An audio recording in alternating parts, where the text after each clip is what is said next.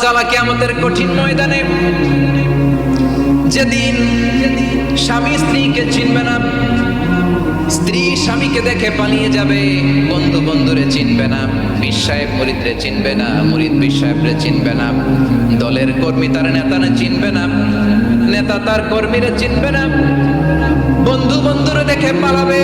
কঠিন মুহূর্তে সূর্যটা মাথার কাছে চলে আসবে, জমিনটা তামার জমিন হবে, আজকের জমিনের মতো নয়। মানুষ ঘর্মাক্ত, ক্লান্ত, শ্রান্ত মাথার মগজগুলো কানের ছিদ্র আর নাকের ছিদ্র দিয়ে বেয়ে বেয়ে পড়বে।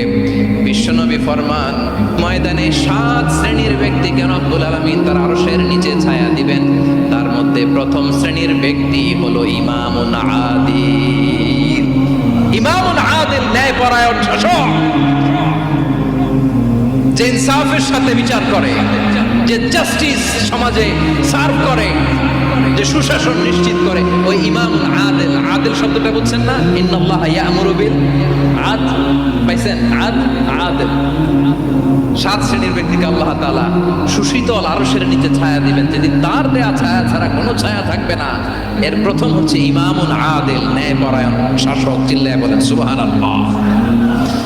আবার বিশ্বনবী বললেন, ইন্নাল মুকসিতিনা ইনদাল্লাহি আলা মানাবিরা মিন নূর আন ইয়ামিনির রহমান। কিয়ামতের দিন যারা ন্যায়পরায়ণ হিসেবে আল্লাহর সামনে দাঁড়াবে, কিয়ামতের দিন রব্বুল আলামিন তার আরশের ডান দিকে ওই ন্যায়পরায়ণ লোকদের জন্য আরশের ডান দিকে একটা নূরের মিম্বারে তাদেরকে বসার সুযোগ করে দিবে।